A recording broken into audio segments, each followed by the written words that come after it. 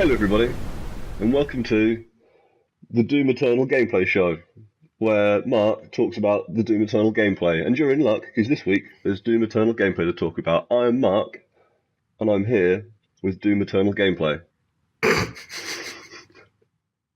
Nice. I'm also Good here with intro. I'm also here with Dylan. How you doing, Dylan? I'm good. How are you? I have some things I need to say about the Doom Eternal gameplay that I don't couldn't think were tell. covered in detail last week. Yeah, we our Doom Eternal coverage got pretty short-handed because I had a bread emergency. So Yeah, I mean, if there's anything that's going to derail people talking about Doom, bread seems like a good enough excuse. But it was also, really good bread too. oh yeah, Yeah, tell me about the still bread, got a Dylan. still got a bit left. It was a chocolate cranberry bread. Oh, good stuff. Sounds fancy. Yeah. See, bread Yeah, emergency. yeah, no, like, that's legit. But I think it's goddamned inspired that they attach the grappling hook to the super shotgun. I think that's genius. That's brilliant, isn't it? It's so good. He's like, when he said, oh, because like, Chor watched the gameplay trailer before us, and he was like, oh, well, there's a grappling hook. I was like, Yeah, okay, he. that's pretty cool. But it's not just there's a grappling hook, it's that when you're using the super shotgun, instead of having just to run really close to people like you did in the first Doom, now you can pull yourself really close to them with a fucking grappling hook, because Yeah, there's a grappling hook on the super shotgun. Ah! because So cool. now the super shotgun is an all-range weapon. I Effectively, mean, yeah, it depends on the grappling hook range, but it's probably going to be fairly far. yeah. Otherwise, what's the point? Like in the have you watched the gameplay footage they put out? I watched bits of it. I didn't Okay. watch it all though. So did you see? So so it's kind of in three chunks. There's like the first bit, which is them just going, we're going to show you some Doom gameplay footage, and Yeah, it looks really good, but it's a lot of like smaller areas, and it looks very similar to the same kind of areas and arena sizes that you were working in like the first or in Doom 2016 in the last Doom. yeah, And then it goes back to like the stage and like Marty Stratton's there, and they say, okay, now we're going to turn the FOV up, switch to mouse and keyboard. I'm going to show you like some of the real shit. And then it goes into that second gameplay area, which is this huge arena. And it's not just like it's a huge arena on the ground, it's got loads of vertical space to it, and they start yeah, fighting in it. And this guy's using like the grappling hook, and he'll grapple hook like a pain elemental, like right up in the middle top area of the map, and like launch himself up and around, and then use like the air dash, and then like the double jump, and then grapple again, and just be flying, like literally flying around the map because there's obviously momentum on the slingshot on the grappling yeah. hook, so you can slingshot yourself around, and it just looked fucking incredible. I'm really glad that it's not. You get a lot of grappling hook mechanics that end up being like you grapple to something and then it stops at the thing. Like you slow down as you come in. There's a specific game in particular that it does it, and I'm trying to remember what it is, but I can't. But it means you can't do that. It's sort of basically a like a scripted movement. It just pulls you to that point, I and mean, then you're it's a done. bit like the Zelda hookshot, right? Yeah, Yeah, like the hookshot in Zelda is very much you go from this point to that point, and nothing really stops you in the middle of that.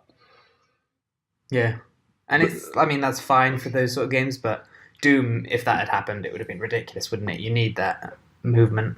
yeah, I couldn't believe it. Just watching it as it just launching around the map just looked incredible. Looked I so cool. Chor was saying, wasn't he, that the guy playing was just incredibly good at moving. Yeah, like those, and but the thing is, if you sort of watch even sort of novices play the first Doom, when you get into a good rhythm with it, and you're using all your, and you are making sure to use all the mantling and glory kills and stuff, Yeah, it looks like you'd look like a fucking boss. So I suspect that you can get pretty close to what this dude was doing in that gameplay footage without necessarily having to be like a slave to Doom Eternal for like 10 years. yeah. Well, I mean, he clearly hasn't been a slave to it for 10 years. Yeah, that is a good But, point. That is a good point. Damn my hyperbole. but like, I think it's with anything, right? If you play games a lot, you tend to be able to pick them up pretty quick, and you start moving around a lot fluider than you thought you would be able to Yeah, pretty soon after playing. So I agree with you. I wouldn't be surprised if it won't actually take that long to feel like a complete fucking badass. Because that's what they want you to feel like as well, isn't it? Like that's the whole thing about the first Doom is that you go around feeling like the Doomslayer and absolutely just wrecking shop. They want you to feel awesome. yeah. It's a very much like an empowerment fantasy, and it's totally guilt free as well because it's like you are killing things that are objectively evil. Like there is no way that in this situation you can be read as the bad guy. So rip and tear. Yeah. Good shit. The other thing I wanted to mention is I was very, very excited for the story stuff they're doing. Yeah. So they talk about the guys on stage who are, I think it's the game director and the creative director sort of say, I believe so, say like, oh yeah, at id we're big lore heads, we're super into the Doom lore and we want to develop that out. And then they showed so in this game you're going to be visiting hell on earth and hell and the Martian moon of Phobos, and maybe even some other places we haven't spoken about before. And they start going through concept art, and there's clearly concept art for hell, and clearly concept art for hell on Earth. And then Yeah. there's like a UAC looking base, and you're like, okay, that'll be the Martian base on Phobos. And then it starts showing concept art of this fourth kind of like biome, this fourth art skin that they've never shown before, and everything's white, and it's all these tall like towers and like very like sleek, almost Apple-like technology. And the big rumor at the moment is that in Doom Eternal you go to heaven as well. Well, that'd be cool. Yeah, yeah, that'd be really cool. But then, like, are you going to be killing angels, So I or don't. are there going to be demons in heaven? So in this concept art, there was one picture of something that looked like heaven that had something that looked like a monster in it. Like it was most definitely some sort of horrific monster, but it was wearing like okay. If you played Bayonetta, Yeah. so you know how Bits, all not the all of bad it guys, yet, but you know how all the bad guys in Bayonetta are angels within the canon of yeah, Bayonetta, but they look like horrific monsters, but they've all got kind yeah, of angelic armor on and stuff. yeah. Looked a bit like that. Okay, so a similar that I mean that seems reasonable because I've seen you. I think there's quite a few sort of ideas where heaven is looks quite nice, but then obviously everything in it's actually kind of shitty. But if you've got the power, paint yourself as the good guys, right? Mm, Seems to be quite a common premise, so I wouldn't be surprised if they did something like that. yeah, Also it's makes for way cooler. Like you get to introduce a whole new bunch of enemies instead of having like if they did that like hell took over heaven, you just have the same enemies again, which would be a bit boring. But if you had a whole new area with new people, yeah. Even if it is like hell to over heaven, but it's corrupt and everything, and so you get these kind of horrific but still angelic creatures. like flood style, and they Yeah, take totally. over marines and stuff, yeah. Yeah, That'd be and cool. yeah, I just the story was secretly one of the best parts of that Doom from 2 years ago. Like the Yeah. way that they managed to weave this narrative about like the Doom Slayer and like the Doom Knights and this whole actual like mythos into Doom was really impressive. And so I think if they can take that same approach and like not get too serious about it, but just develop it out more. So did you see the bit at the end of the trailer where he was on Phobos and he was inside the Martian facility? Well, and then they go to the BFG 10,000. Yeah. Yeah, So I've seen like snippets of that stuff just because everybody lost their mind over this huge gun. yeah, yeah. So but did you see the bit where he's walking through the facility and there are other humans that are just alive? Yeah, Yeah, like that. I think the idea of adding, because obviously the first game, the only real NPC in it is Samuel Hayden, yeah, and obviously he has a role to play in this game that they're not talking about yet. I'm sure, because I think it's going to be probably a, something special when he turns up in it. But I mean, yeah, it must be right. Yeah, yeah. But it was kind of like Hayden and then Olivia Price, but she wasn't really even an NPC because she exists in her non-demonic form for possibly like a total of 5 minutes in that entire game. yeah, But yeah, the idea of having other NPCs to interact with and like watching them in that trailer as they react to the Doom guy, this fucking 7 foot tall hulking monstrosity, and like the bit at the end where he needs to get through that door. And so he just drags yeah. that dude's So good. alive body across and scans it in. It's so good. And then he just walks up to like the fucking Praetor guards, like the ones who you're taking the chips out of their dead bodies in the first game, and they're standing there, and he's just like, no, and just takes the dude's gun off him, and then you go and like do Doom shit. Ah, so cool. I think if they do it right, there is potential for the story stuff, and this is such a bizarre thing to say, but there's potential for the story stuff in Doom to be really, really good. Yeah, and it's one of those things that like there's so much to build on that like, I think we've said this about the first Doom before. It's I say the first Doom, the last Doom. uh, it's sort of there's so much in it, but also it feels like such a empty canvas almost. Like they've set up a sort of good world to do really great stuff in, Hmm. rather than just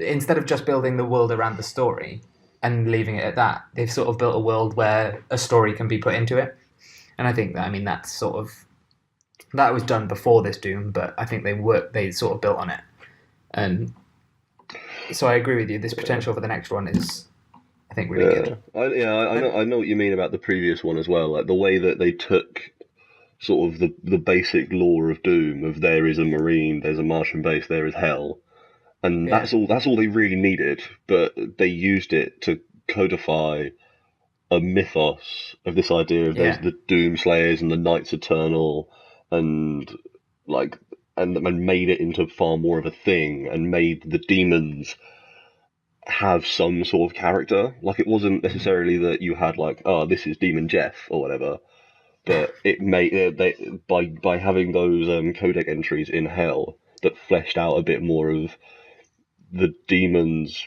from almost like the demon's perspective, yeah, meant that yeah, it wasn't necessarily telling a really really interesting story. It wasn't like it was just fucking Uncharted, but it fleshed out a universe. And like, I think we even said it in the Doom episode. Like all four of us left Doom wanting to know more about this like bizarre time traveling interdimensional universe they've developed.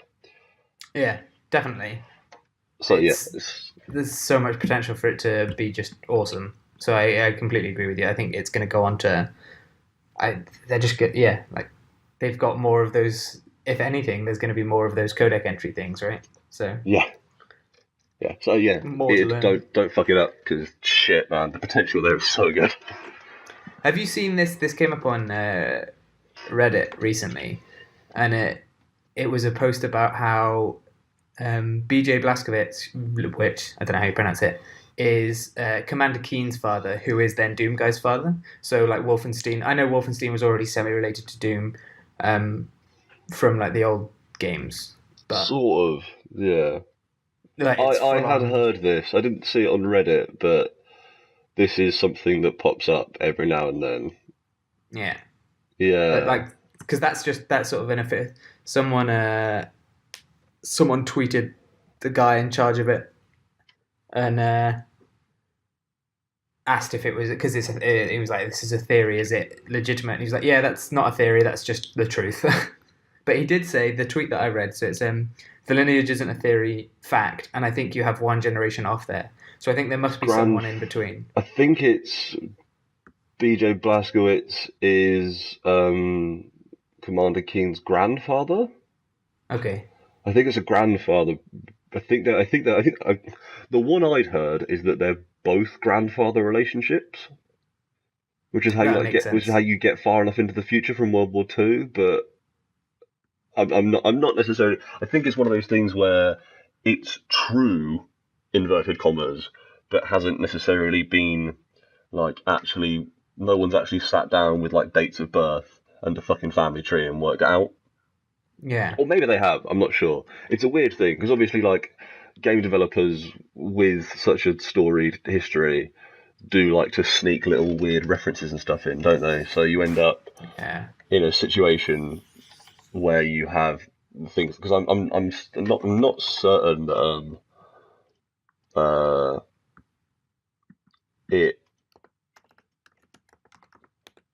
necessarily has been like stated outright. I think it's one of those things that's come up from like references, though I'm not entirely certain. Obviously, like the Wolfenstein history is really weird as well because there's like there's Wolfenstein, there's Wolf 3D, and then there's Return to Castle Wolfenstein, and then there's Wolfenstein, and then Yeah. there's Wolfenstein: The New Order, and all of them like plot points from Return to Castle Wolfenstein are kind of copied and doubled into the New Order prequel called The Old Blood.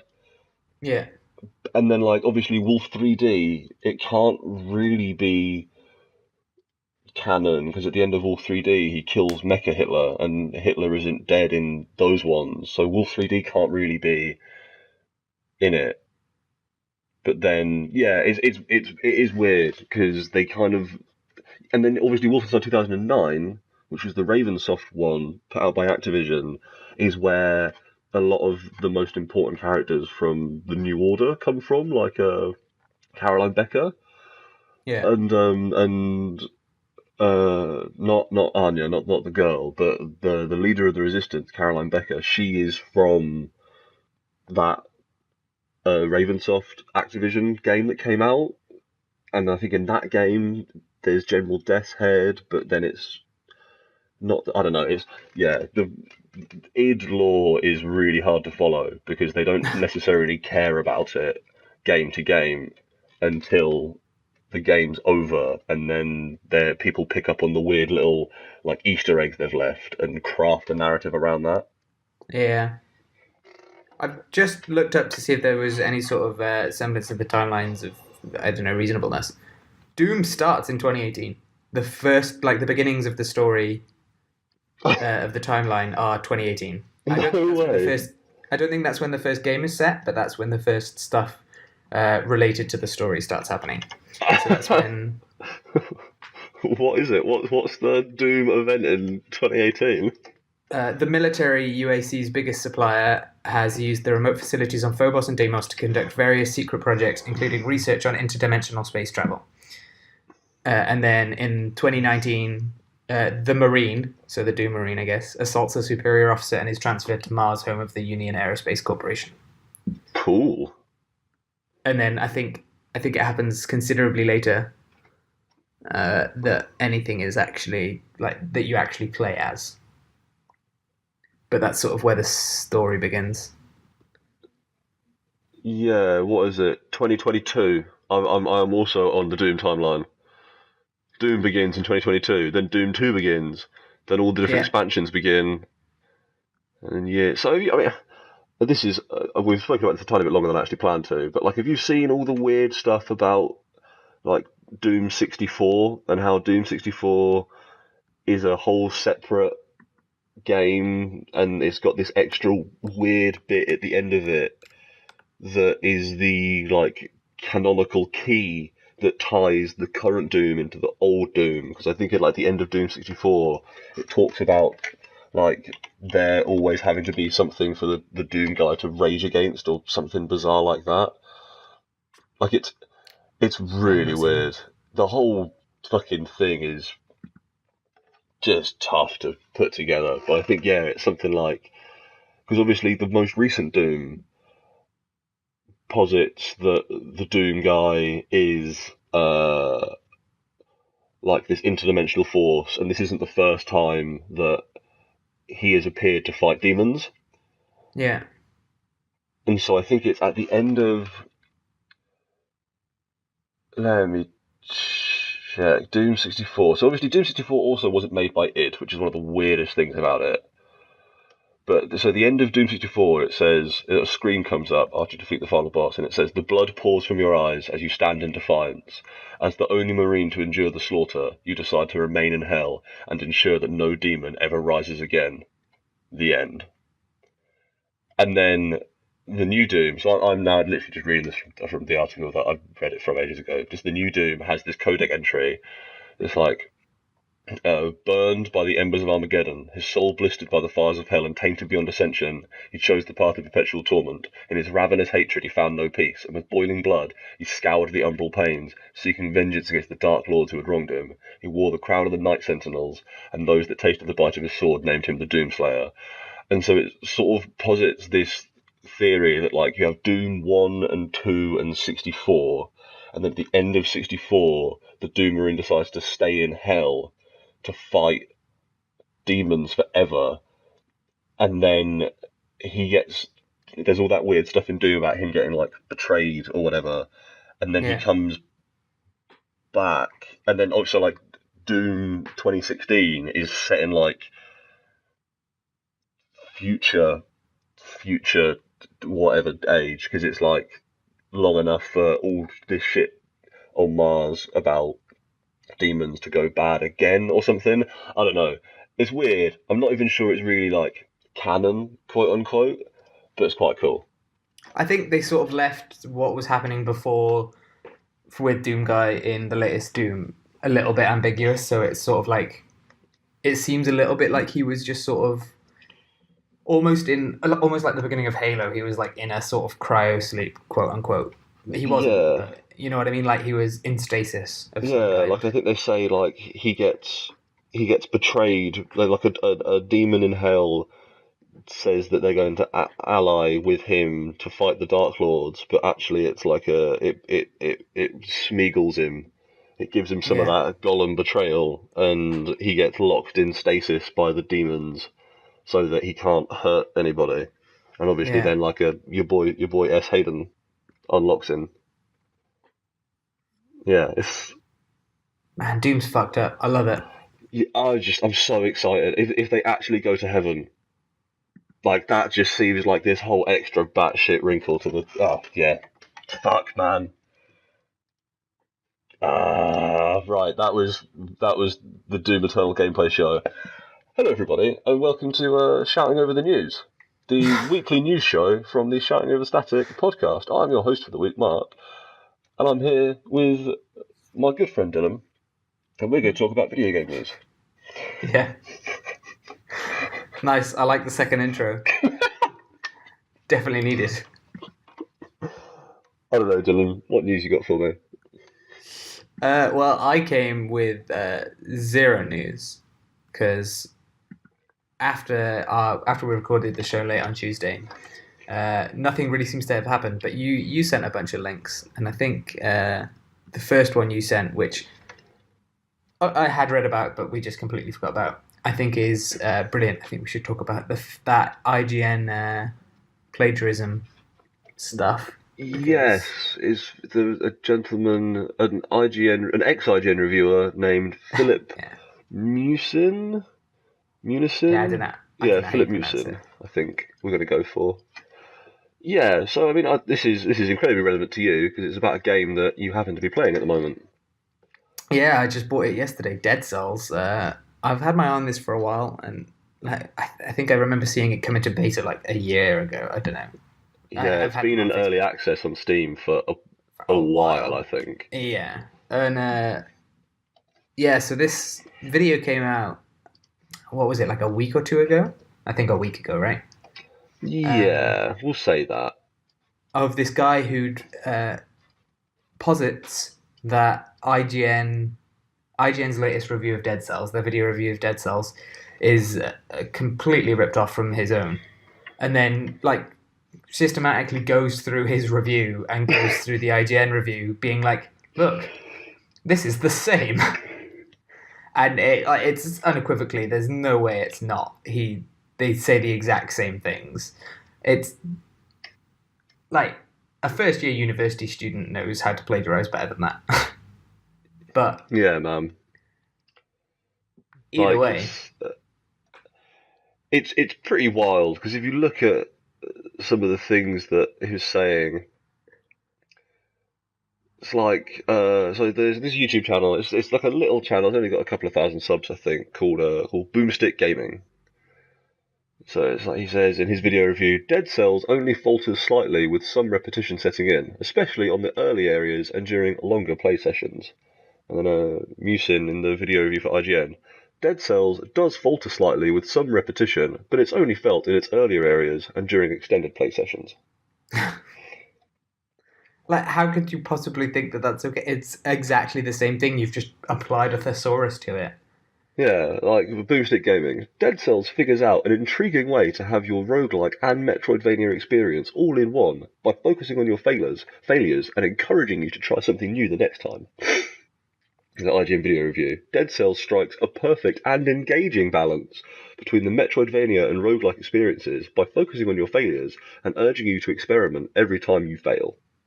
Yeah, at least he tried a bit there.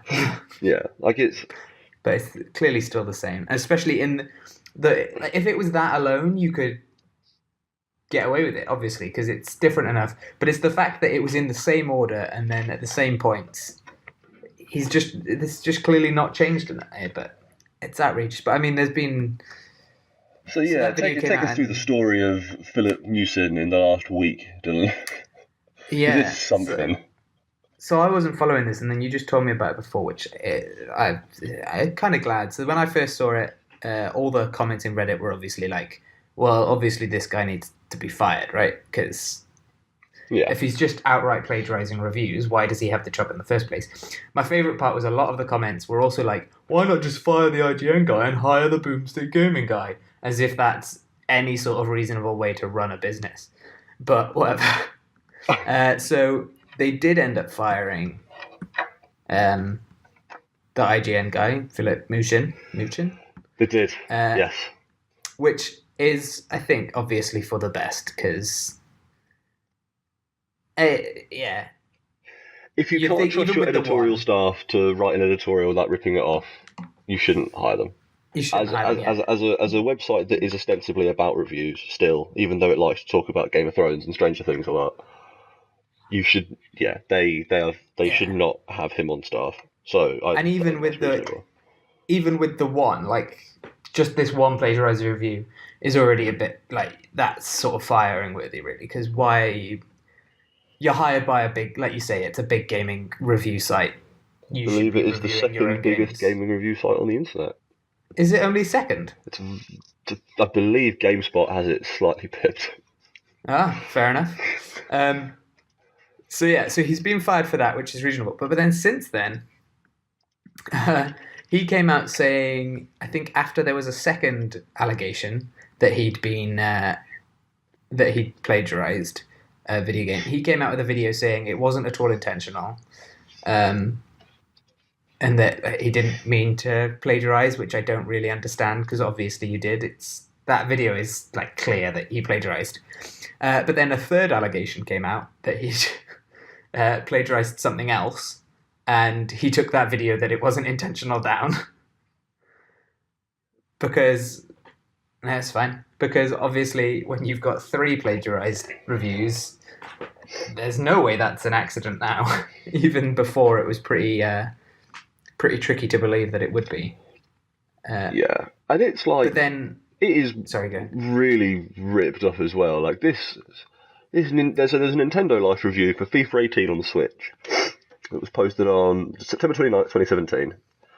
So, however, because it's not running on the Frostbite engine, FIFA 18 on Switch doesn't play exactly like the other current-gen versions. The pace is slightly faster, and player animations and physics aren't quite as fluid, lengthening the game an ever so slightly more arcade feel. In parentheses, but not to any major degree.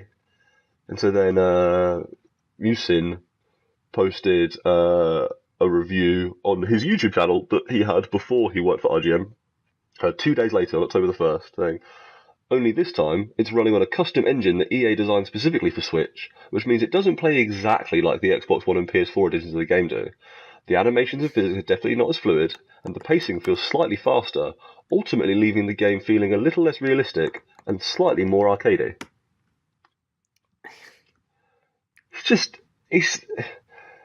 It's what you said about it being like, it's like student, like at best, it's student level plagiarism. Yeah. He's taken what someone else has said and like tried to change the words around. Yeah. And I mean, when you're a student, you've almost got an excuse. If you're reading all these papers, reading all these textbooks, you have to explain what someone else has said in just a different enough way. But they've already explained it in the best way they can. But here, you're giving your opinion on something. You're not writing down facts. It's not a matter of there's no other way of explaining it. You're just copying someone else's opinion. Yeah, I mean, that's the thing I heard about this. Like, the sort of the shock response I heard to this was, like, plagiarizing.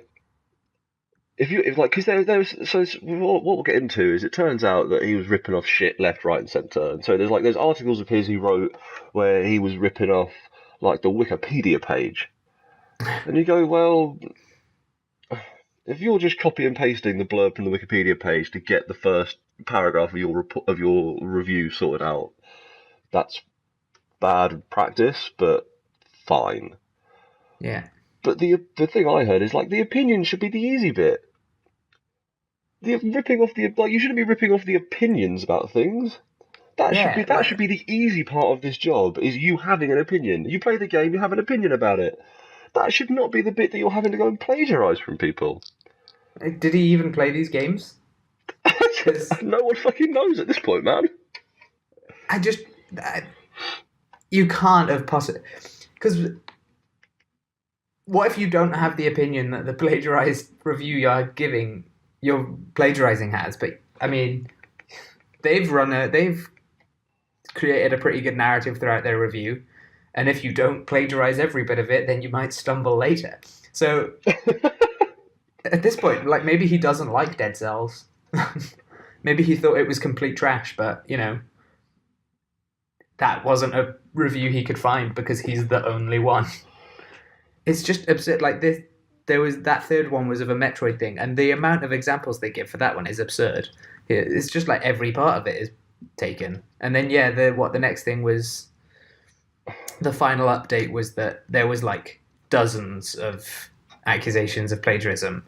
Yeah, from like his entire career, going back to pre-IGN and all the work he's done, and you go through, and so they've taken down everything he's ever done for them. They've taken down all his posts, yeah. Yeah, they're going to re-review a lot of his bigger ticket items.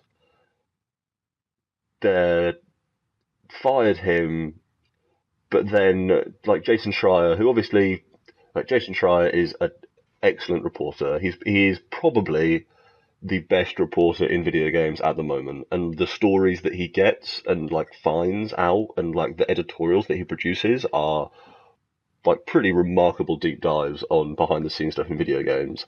Yeah. And he has put his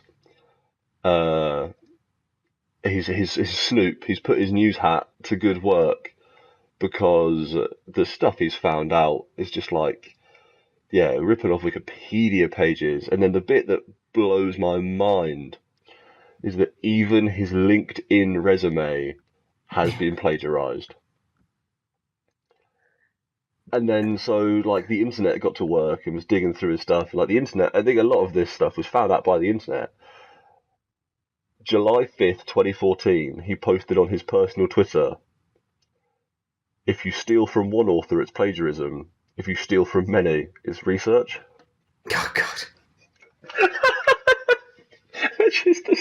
It's the perfect fucking cherry on the cake of this story. It's like he's trying to justify to himself that stealing from the one is okay because that's what he's been doing. It's like each thing is like, well, if you can steal from a lot of them and it's research, then surely just the one is fine as well. It's ridiculous. What a stupid thing to say. Just like it's such a perfect thing. After after it turns out he's basically just every opinion he's ever had on the internet, he's ripped off from somewhere. And then to find out that he is, and then he's also denied all of it. That's the other thing. He's denied all of it. He said all of it is like a coincidence. There's so much. Have you seen the LinkedIn profile? Have you had a look at it? Yeah. It's word for word copied from a template. It's great. All he's done is taken out the numbers. Yeah. It's just outrageous. How did he get this far? Apparently just by ripping everyone off. Yeah. Apparently he's got this far just by ripping people off, man. The Bayonetta 2 review he did was word for word copied from a NeoGAF post. But parts of it were word for word just from a thing on the internet. Oh, mate, it's really shocking. I think obviously some of the stuff I'd heard as well about it is some of like the sadder side to it too, which is like, and this is me effectively plagiarising an opinion, but I'm acknowledging it because it's something I hadn't thought about. Because obviously we sort of do this as a thing very much for us as like a sort of bullshit side project almost. Yeah. But there are people like Boomstick Gaming who slave and graft and they put in so much hard work to make high quality editorial content in both like a written and video form. And that's not easy. Making a video review is fucking hard work. Yeah. Like I mean, a review itself is hard, and then you got to put that shit together in a reasonable way as well. It's a tricky thing to do. Yeah, it's like it's even if you say okay, well it's just getting gameplay footage and just editing it together. It's a time intensive process, you know. Yeah. And so to think that there are people out there like Boomstick Gaming who, like, credit to the guy, it seems like I had a look at his review, and apart from it being, you know, apart from having heard it before, it was a very good review. Yeah, it's a really good review. And like, I obviously that's me, like, being tongue in cheek, and I don't want to take away from his editorial achievement, but there are so many people far more deserving of an editorial position at IGN. And to get to that position, to have got to a position that is a rare position that you have to work so hard to get, why would you rip people off to do it? Yeah. What is it that this Philip Musin guy sees about being an editor at IGN that isn't being an editor at IGN?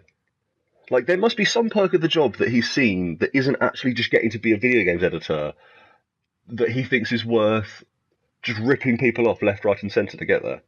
Yeah, because I mean, for the majority of people, like you say, this Boomstick Gaming guy, he clearly does it because he likes it.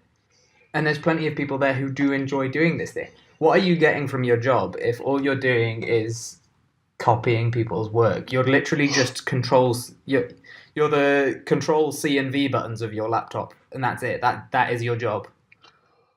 What's the point? Like, where are you getting any sort of job satisfaction from for that? I guess money, maybe. He's got a lot more time to spend his money. Yeah, I guess. Like, I can't imagine he's having to spend too much time slaving over a Word document. Yeah. I mean, he didn't even... for some of those videos, seemingly, he literally just read it off the internet. He didn't even write it down himself. Yeah, I mean, what's the one where he's like... there's the Wikipedia one is just mental. Yeah, so in... what was it? It was a few reviews for Super Mario Odyssey and Shantae Half Genie Hero at least. He just read excerpts from Wikipedia about them. Yeah, just that's mental. I mean, we do that, but whenever we do it, we're just okay, like this article has said, and also we're not editors at IGN, and we are giving our own opinions more. We occasionally, like the reading excerpt from Wikipedia would almost be forgivable if he actually then put his opinion on top of it, because at the end of the day, that's just some news, right? That's just something that is a thing. Yeah, I mean that's the only But time we've ever read from Wikipedia is we say it's usually at the beginning of one of our shouting over static episodes. And we say, yeah, so according to Wikipedia, this game came out this time from this studio, etc., etc., etc., exactly, etc., etc. That and we read the Wikipedia blurb that gives you the cliff notes on what this thing is. But exactly. we don't present that as fact, especially not in an editorial context. It's the more you talk about it as well, the more it's just like you just can't believe he'd do something like that. The next bit actually really shocks me that he plagiarized a bit of an Octopath Traveler review that one of someone at IGN wrote. So this just said the list even includes an Octopath Traveler article that copied from one of his own IGN colleagues' reviews. Apparently, that guy didn't like it. There's a tweet from that guy who got ripped off. It just says Jesus fucking Christ. Yeah. Brilliant. But like, how do you even get away with that? First off, surely that guy knew. It's Wow. yeah, and I guess the thing is right. Like, what can people do? Okay, so IGN obviously they've taken the steps they need to take, right? IGN have taken every step they can possibly take to reinstate their own journalistic integrity. Yeah. So good for them. But also, like, so what? Do you think there's any way to prevent this kind of thing from happening? You'd think they'd check in the first place. Like, I can understand. So he was an editor, right? So he was kind of in charge. So it's a lot easier for him to do that because he's probably the one checking his work. But he was doing this before he was at IGN. So people hired him off of work that was plagiarized. Yeah, I mean And that's the most heartbreaking bit, right? Like there are people who probably actually deserve to have got that IGN gig over him. Like I think I don't necessarily agree with the well they should fire him and hire Boomstick Gaming, but yeah, that's like absurd. if Yeah. IGN's already effectively running Boomstick Gaming's review, maybe they should have got in touch with Boomstick Gaming and be like, could we just run your review instead of him? At least they'll be giving credit to the right person. Yeah, just give him a bit of money for that review, and like, Yeah, just be like, look, mate, like this isn't a job, but if you want, we can just run your review on the site instead of this dude's. I don't know. it's exactly the same video anyway. Yeah. It's making all the same points. I've just read a comment from this article that I guess was from his apology video that's been taken down, or not apology. He didn't apologize. It was all an accident video. Apparently, he said, "You can keep looking, Kotaku, and please let me know if you find anything." I'm sure they did. He knew he had plagiarized all this other stuff, and he challenged Kotaku to find it. What did he expect was going to happen? All of your stuff that you've plagiarized and plagiarized from is on the internet. It's not hard to find those things. There are literally tools that do that. Everybody who's been to university knows that because you have to put something into it every week. It's just absurd. How did he think he was going to get away with this?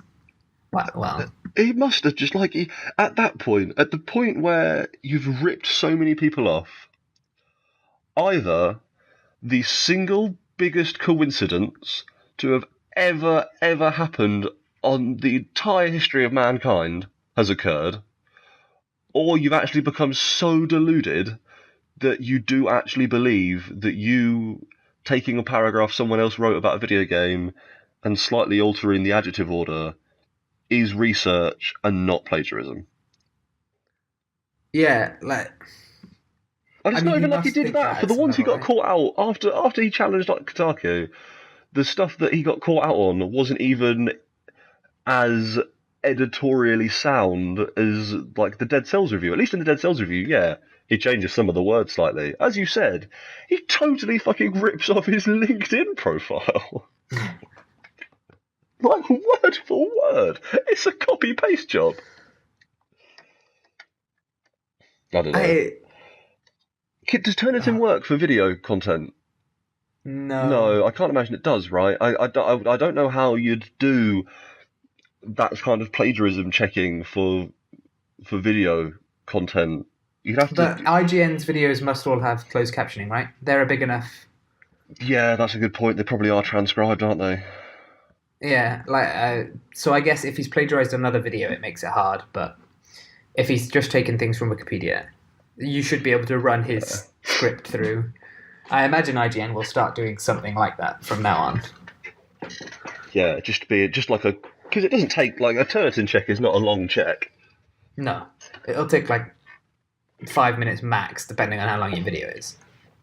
Yeah, just like run the track. Like I wonder because I guess the IGN hires their editors based on a bond of editorial trust, right? It's this Yeah, concept of like they are paying them a wage so that they can have a professional opinion in a professional manner with editorial integrity.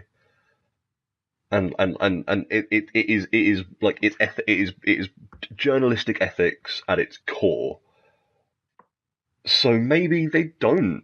Maybe they just say, look, this dude was a fucking clown and he doesn't work for us anymore, but it's not our job to we hire these people because we assume that they are not going to rip people off, and maybe they don't want to necessarily be in a situation where they have to check everybody's work.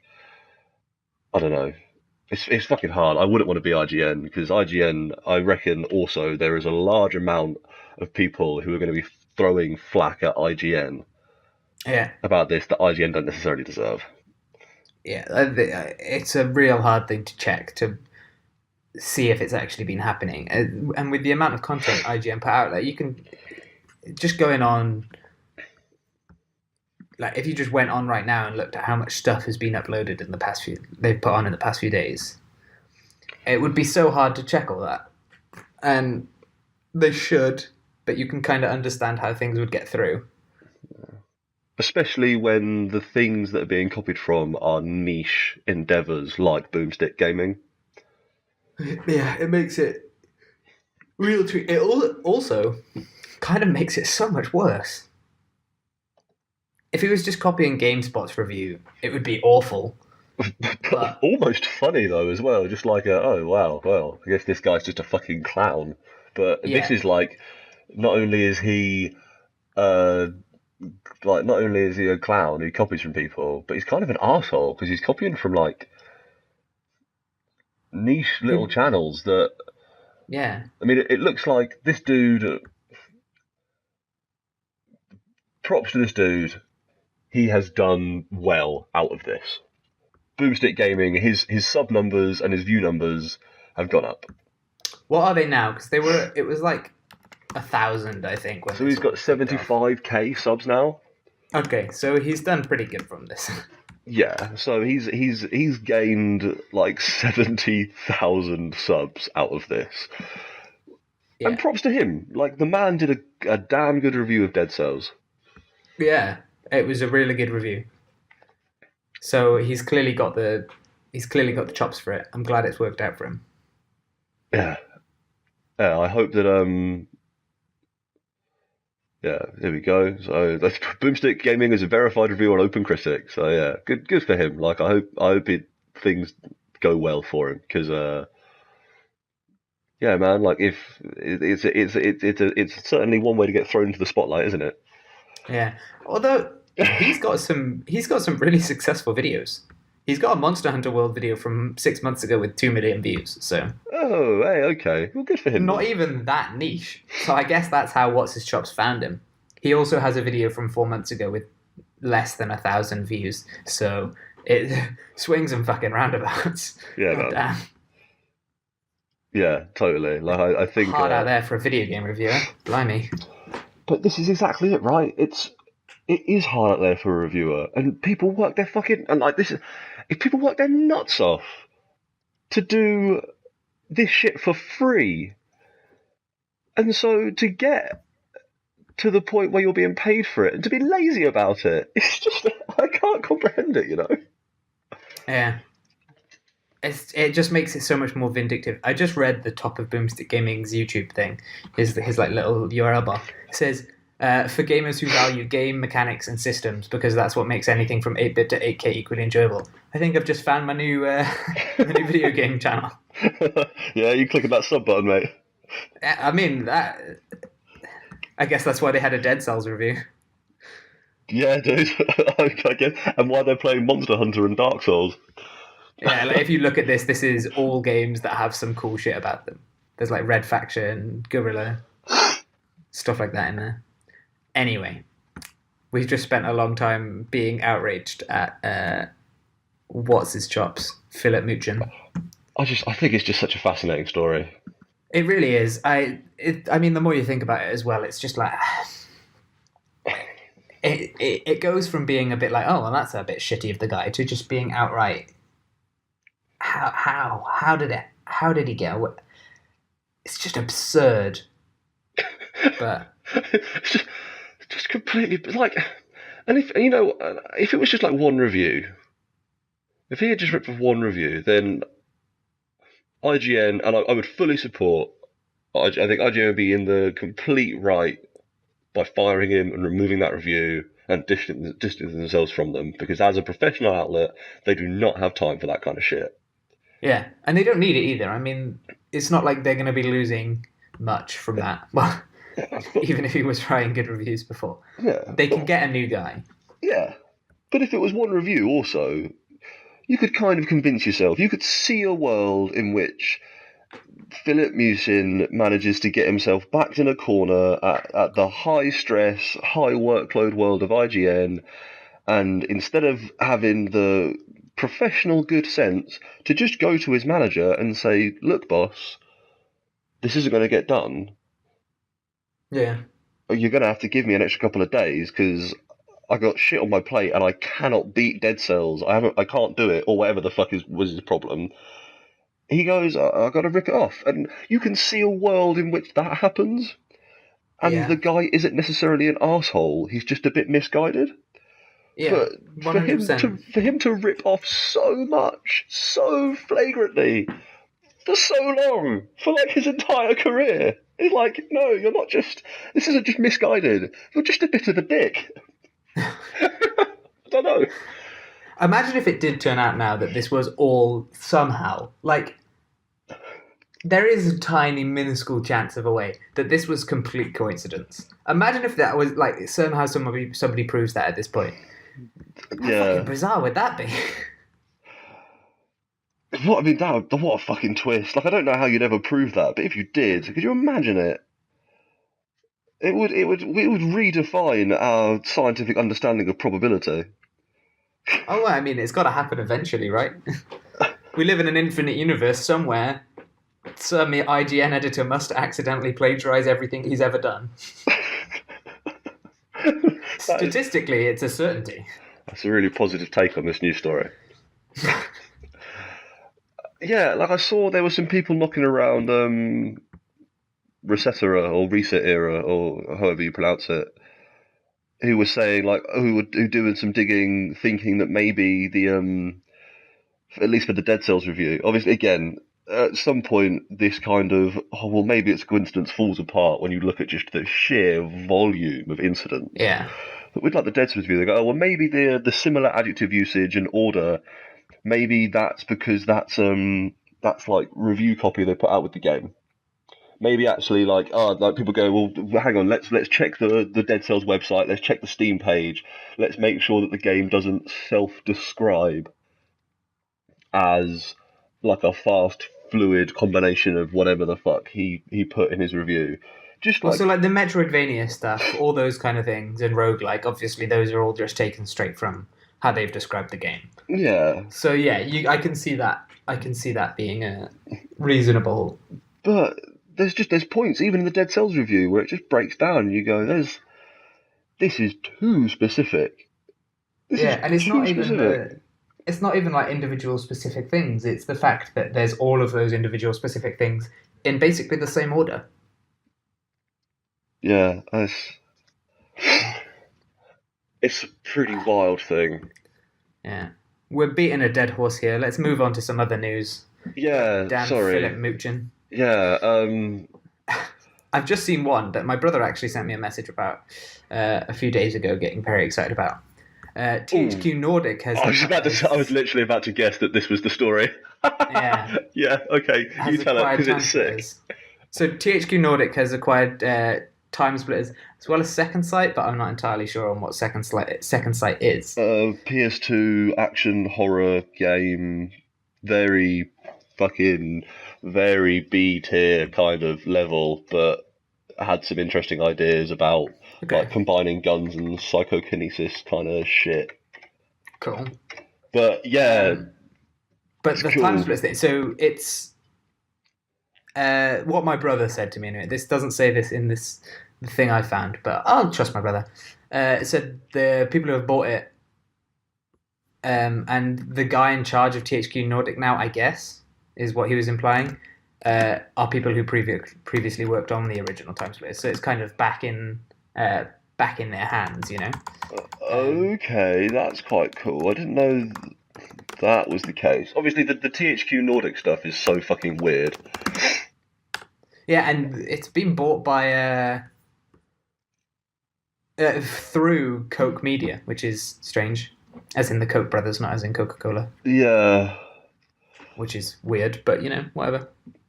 Yeah. So what was it? Let's see if they say anything about Rare employees created Time Splitters developer free radical. No, this isn't.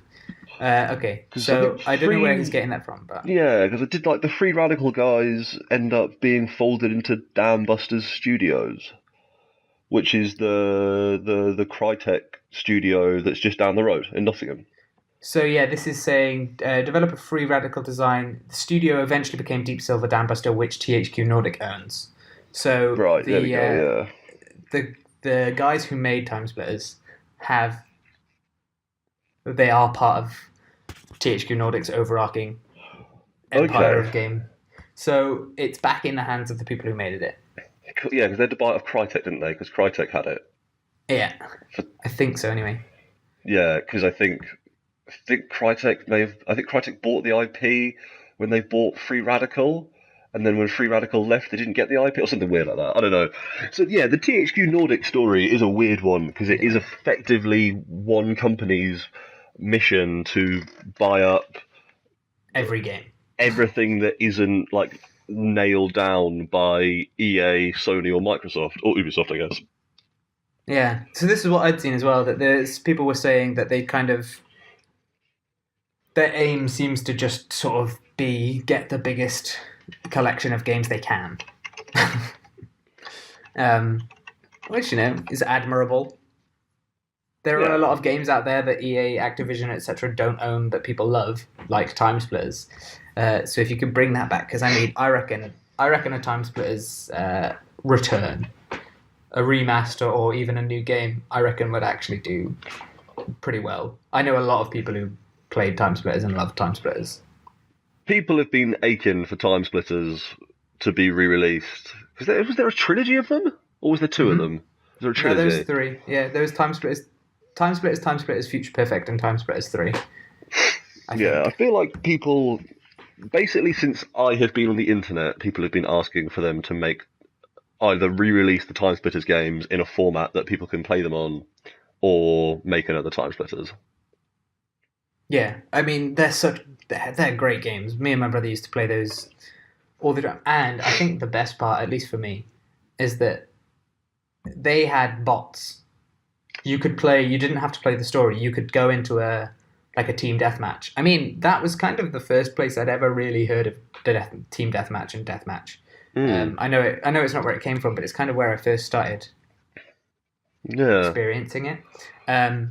But they had bots in it, so you could play against a shit ton of AI. And then loads of games don't have that kind of thing. I think it's coming back a bit more. But I remember always being like, why do I have to play online? Why do I have to play against people? Sometimes you just want to feel like a fucking god and kill everything, you know? Yeah, you want to load up an Unreal Tournament bot match and just get headshot after headshot after headshot. Exactly. You want to get that monster kill. And you want to run around as a little fucking monkey and be difficult to shoot and have just a fucking great time because Time Splitters is so damn good. Yeah, so I don't have any nostalgia for Time Splitters whatsoever. I missed the boat completely on Time Splitters. Never played it. They seem cool. The pedigree there is incredible, but I got I got absolutely nothing there for Time Splitters, which is a shame because they seem like they'd be like I like Rare and I like what Rare did, and then for those guys to keep making first-person shooters in the free radical capacity is really cool, but just no nostalgia for it whatsoever. Ah man, we need to play that. I reckon it Yeah, holds up. yeah. I mean, I imagine we will be seeing a Time Splitters HD remaster come into Steam in the relatively near future. I mean, Yeah, right. that's kind of THQ's whole thing, or new THQ Nordic. I reckon it'd do well as well. It's Yeah, the kind of thing that you'd see all of those annoying Facebook uh, groups start posting little videos of Time Splitters being like, ah, oh, nostalgia, remember the good old days, look at this thing. Oh yeah, loved Time Splitters when I was a kid. Just all of a sudden, loads of them coming out because there's a re-release. Like nobody ever speaks about it, and I mean, I'm the same at the moment. I never really speak about it, but it's one of those things, you know, where all of a sudden it just becomes huge again for no reason other than like there's a HD remake, but it's just I can see that being that kind of game. yeah, man. I think it's cool. Yeah, I don't necessarily have much more to say about it because, like I said, I don't have a huge affinity for Time Splitters, but I am excited for other people because Yeah, yeah, since I've been on the internet, people have been just so fucking stoked about Time Splitters. yeah. So yeah, cool, I guess. And THQ Nordic, like, what? So they've got Darksiders 3 coming out. Is THQ Nordic, and they've also got. Do you remember Biomutant, the game that they teased No. Oh about? no, I do. The little cat guy. That Yeah, like the little cat goblin that could like genetically modify his body to have like guns and clubs and shit. the one that I thought looked really cool, and then when people started playing it, they were all like, "Ah, it's kind of shit." Yeah, like is that coming out at some point as well? I don't know. It's kind of just fallen off of the radar, hasn't it? Yeah, I mean, yeah, the story of THQ Nordic is just so bizarre. The last of anything that came from it, there was 25 minutes of gameplay in 2017. Like that's quite a bit, Wow, and it's still not out. I mean, there doesn't appear to have been anything since then, and that's like there's no news about it either. The last news is all from 2017. that is really weird, There's actually. one article saying no Biomutant or Darksiders 3 at E3 this year because football. Oh yeah, Uh, they said they were skipping E3 to watch the football, didn't they? Customization is 19th of February 2018. There was an article about Biomutant. That's weird. Oh, there was apparently a new gameplay trailer at the beginning of 2018 and nobody spoke about it. Yeah, there's very little about out there about Biomutant. This is really strange. I mean, it seems incredibly ambitious. It could very well be that they showed it to the public, things didn't quite work out as they wanted, and so they were like, actually, let's go back radio silent and Oh wait, no, maybe. there's just a few more things actually. There's one in July. They're apparently showing it at Gamescom, but I mean, hasn't Gamescom Okay, happened? When is Gamescom? this week, next week, Okay, so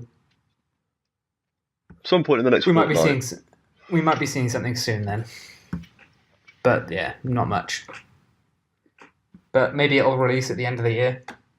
It says expected release date 2018. So Maybe, yeah, maybe we'll catch a Biomutant. I don't know. It's weird. They've got Darksiders coming out this year, so maybe they're not necessarily going to lose their minds trying to get Biomutant out as well. Because I reckon Darksiders 3 will be that'll be enough to get them through the year. I imagine that'll do relatively well. God, fuck me, hour and 6 minutes, Dylan. Yeah, I mean, three we've not even news topics. gone through everything. Should we just do a quick moment in silence for Luigi and then finish it? Yeah, it's R.I.P. Luigi, gone but not forgotten. I really loved the response to that happening. Even though in the last Super Smash Bros. Trailer, Mega Man and Mario died, and nobody cared, and like King Dedede died in this one as well. But still, but isn't it like Luigi? These characters die, but they just kind of die. They die in like kind of a Smash Bros. Way. But like Luigi gets his soul ripped out of him and scythed by death, by literal death.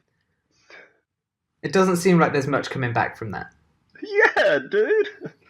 To be fair though, Mario got stabbed through the neck. This is true. That's not that Smash Bros-y. That's pretty, you know. But being killed by death seemed... Well, fucking Luigi's hardcore, isn't he? Holy shit. It's the only time I'm easy. Fucking Sakurai is... someone needs to check on Sakurai, is what I'm saying. Someone needs to go into the Nintendo One office and just be like, Sakurai, buddy, are you okay, man?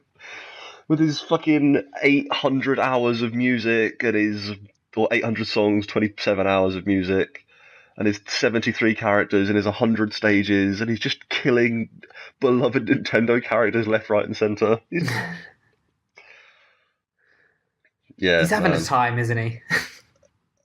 So, like, every time he puts out a new Smash Bros, he comes out being like, yeah, I can't make another one. The effort basically kills me. I can't. And then obviously, he makes another one. Much like a certain Metal Gear developer who said something similar every single time he put out a game. It's just like, the effort is too much. You put your heart and soul into it, and it comes out, and obviously the fans are all going to fucking complain about it. But I reckon Nintendo are absolutely piling in with money, though. Yeah, but this one has this weird feeling to it of him just sort of going like, look, fuck it, you know what? I'm not gonna fuck about with your, like, we're not gonna do Brawl, we're not gonna fuck about with like the Wii U version. I'm going full on. We're gonna put everything in it. I'm putting every stage, every character, every bit of music. We're putting every single gameplay mode you want. I'm gonna fucking smoke Luigi, because fuck that dude. He's just giving it everything, man. I kind of love it. I really hope that there's going to be another... I mean, there must be another reveal of a new character, and they just flat out shoot someone. Like, someone pulls a gat. Nico from GTA 4's in it and just fucking shoots someone. Proper gang execution style, just right there on the curb. Just be like, oh, Luigi! It's just Luigi again. Oh god, that would be too good. Yeah, mate, if that turns out actually there's like another 3 or 4 characters, and it's just now like once a month up until this game comes out at the end of the year. Oh no, in fact it comes out next month, isn't it? Oh shit, really? I think it comes out in September. Actually, no, it doesn't. What am I talking about? It comes out November, maybe. I don't know. Either way, in an ember. I would a month that ends in an ember, a day that ends in an AY. I would love it if it was now just a series of Nintendo Directs announcing more and more characters, and each one was announced by killing Luigi in progressively more and more horrific ways. Have you seen the latest Kingsman? Yes. Oh, they what are you about to say? Luigi through a meat grinder. Oh no! Oh no! But then you get Eggsy from Kingsman, who would be You know, a completely fucking crazy character to put in Smash Bros. A great way to kill Luigi. I feel like it's the best solution. That would be really weird. If they It'd be start kind if of they great though. start coming out of video game characters, like they're starting to come out of Nintendo characters. Like my boy Solid Snake's in there, Yeah, but he was. They put him in a while ago, right? yeah, he was in Brawl, and then he wasn't in 4, Yeah, and now he's back. and they've got like Sonic and Pac-Man. Yeah, this is true. This is very true. Fuck, this game must cost so much to make. There are so many characters in this, and there are quite a few characters that are not Nintendo owned. Yeah, They well, must I have. mean, we spoke about this, didn't we? Before the announcement, we were like, "Oh, it's the new Smash Bros." Because people were saying that when they just did like Smash Bros Ultimate, but didn't really reveal what it was. We were like, it can't just be all of them, can it? Because renegotiating all of those licenses for Solid Snake and Bayonetta and Sonic and Pac-Man and Mega Man and everything else must just be such a ball ache. There's no way that Yeah. Nintendo's going to do one where they have to renegotiate all of those shit they've already done and get new ones. Turns out, yeah, they're totally fucking up. And even just Yeah. adding in more characters like Ripley and King K. Rool. They're fucking going for it. They love it. He's having a great time. I reckon. Do you think they're gonna put Echo Fighter of Solid Snake in? Because I reckon he's an easy one to do Echo Fighters of. You know. What? Because he's a clone? Yeah. Exactly. Yeah, I mean, who would you make as Echo Fighter? Would you make as Echo Fighter Big Boss or Liquid Snake? I'd do Big Boss. I reckon because Yeah.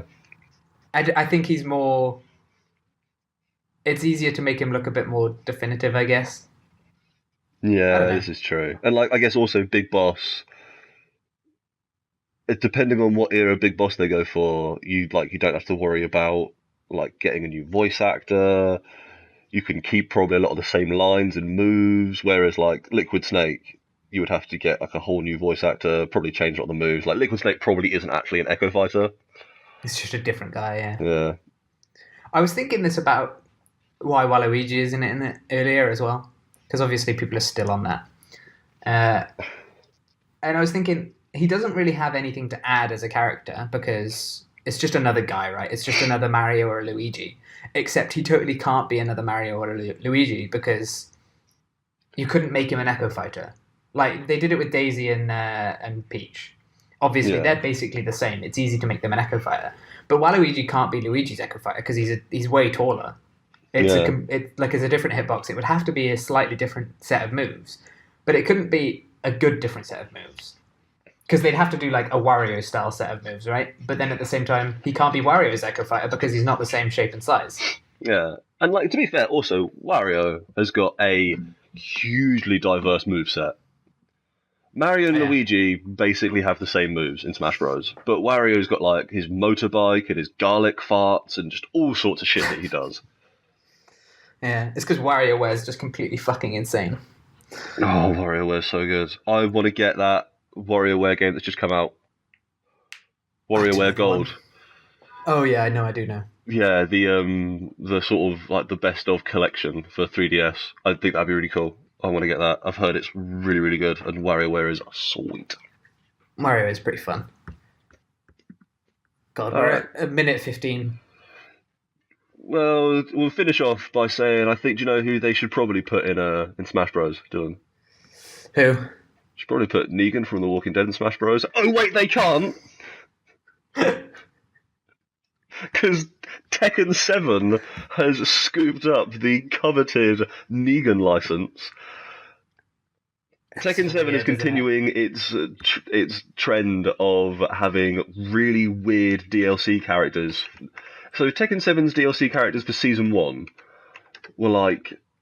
Hang on, I'll get the list up, because the only one I remember off the top of my head is Noctis from Final Fantasy VII. Oh no, not Final Fantasy, Final Fantasy 15. But I think it's got its other guest characters are really weird as well. Geese Howard from Fatal Fury. Yes, that's the other one that I was super excited about.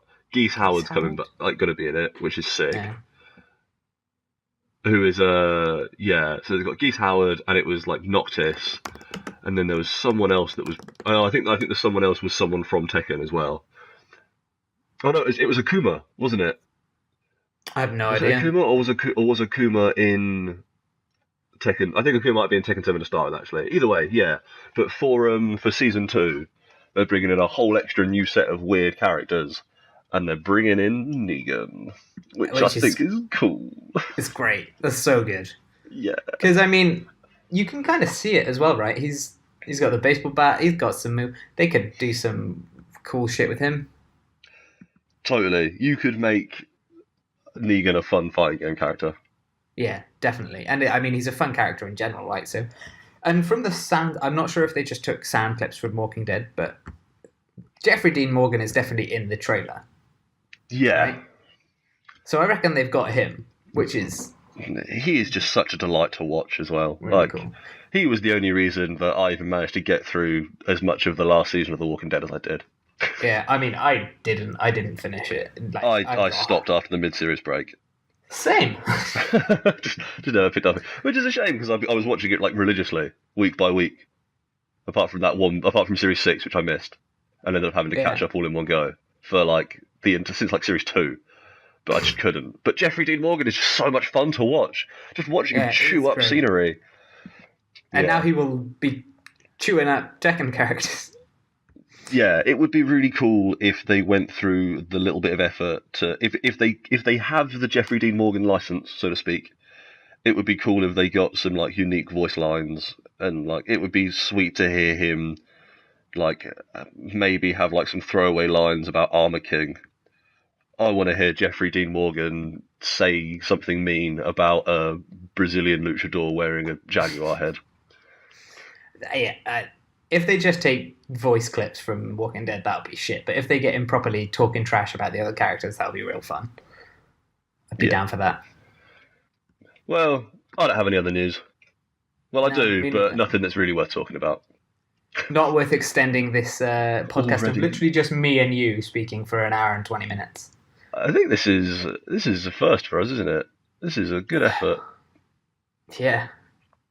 There was lots to talk about Philip Muchin, I guess. But yeah, I've got nothing else. I might put a spoiler warning at the beginning. This would be like, if you don't want to hear two people just complain horribly for like half an hour about a plagiarizing editor at IGN, skip the middle half hour of this podcast. Skip from like 25 to 55. Oh yeah, because we started talking about Doom, didn't we? Well, no, I mean, I guess really you're skipping the first half hour of shouting over the news because you don't want to skip any of the Doom Eternal gameplay show. It's a very good show. All right, well, Dylan, thanks for talking to me for an hour and 20 minutes on this fine Saturday morning about video games. That's all right. It's been a lovely morning. It's been a lovely morning. This has been. Oh, please. I was about to say we need to do our usual spiel. Me and John nearly forgot last week, so. Well, with that, this has been Shouting Over the News, a Shouting Over Static production. Yeah, we talk about news on the weekly. If you're hearing this on iTunes, then cool. You're probably the only one. Give us a sub, a like, a comment, a review. It's comments and reviews on iTunes. We also exist on SoundCloud, and we also exist on YouTube.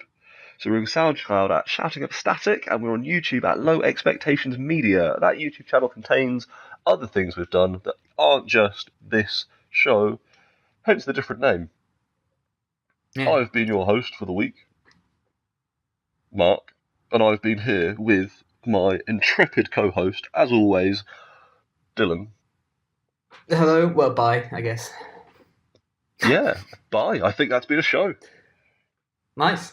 See you next week, I guess, which hopefully, I think, is going to be the Hyper Life Drifter episode. I think we can do it. I think next weekend, I think Jack's back in the country, Chor's around, I'm around, you're around. I think we can do the Hyper Light Drifter show.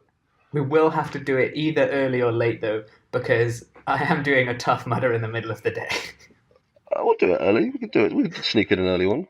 Okay, cool. A pre-Tough Mudder Hyper Light Drifter hype session. Yeah, let's do it. We'll have to think of September's game as well Oh, God, yeah. while we're at it. We've had a month off. Right. See you next week. All right, mate. Bye.